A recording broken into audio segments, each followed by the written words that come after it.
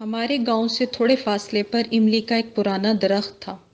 وہ بہار کے موسم میں ہرا بھرا ہو جاتا، بڑا مسافر نواز تھا۔ تھکے ماندے مسافر اس کے سائے میں دم لیتے، کبھی کبھی کوئی کارواں یا بنجاروں کا گروہ بھی اس کے سائے میں آ کر ٹھہر جاتا۔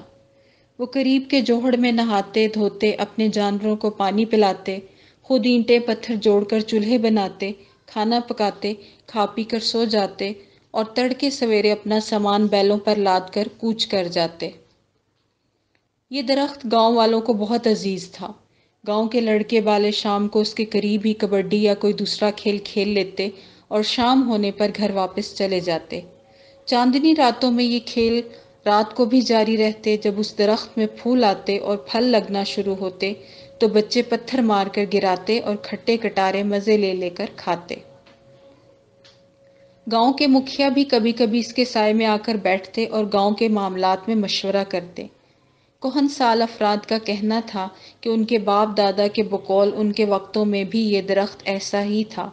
نہ جانے اس نے گاؤں کی کتنی نسلیں دیکھی تھیں۔ دوسرے دیہات والے اس گاؤں کا اتا پتہ بتاتے وقت اسی کا نشان دیتے۔ ایک رات اس زور کی آندھی چلی کہ سارے گاؤں میں کھلبلی مچ گئی۔ گھروں کے چھپر اڑ گئے، ٹین کی چھتیں بھی اکھڑ کر دور جا گریں، غریبوں کے جھونپڑوں کے نام و نشان تک مٹ گئے، کئی گھرانوں میں آگ لگ گئی۔ بچے ڈر کے مارے چارپائیوں کے نیچے گھس گئے، بڑے بوڑھے دعائیں مانگنے لگے، ساری رات جاگتے کٹی۔ صبح 5 بجے کے قریب خدا خدا کر کے آندھی تھمی۔ اب گھر سے نکل کر گاؤں کا حال دیکھا تو لوگوں کو بہت دکھ ہوا۔ انہوں نے گھر گھر جا کر ایک ایک کی خیریت دریافت کی۔ اب آگے بڑھے تو یہ دیکھ کر انہیں بہت صدمہ ہوا کہ ان کا پرانا درخت جس نے ان کے بزرگوں کی آنکھیں دیکھی تھیں، زمین سے اکھڑا پڑا ہے۔ اس وقت وہ اپنا دکھ بھول گئے اور سب اس کا ماتم کرنے لگے۔ اب انہیں اس کی قدر ہوئی۔ سب کے سب آندھی کو برا کہنے لگے اور عورتوں نے اسے کوسنا شروع کر دیا۔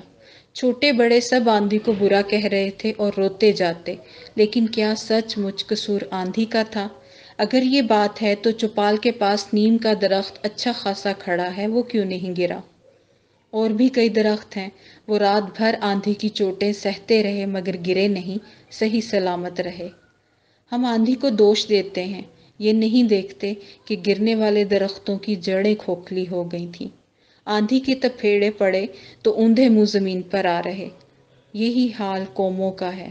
جب کسی قوم کے اخلاق بگڑ جائیں تو لوگ اپنی ذات کو مقدم سمجھنے لگتے ہیں۔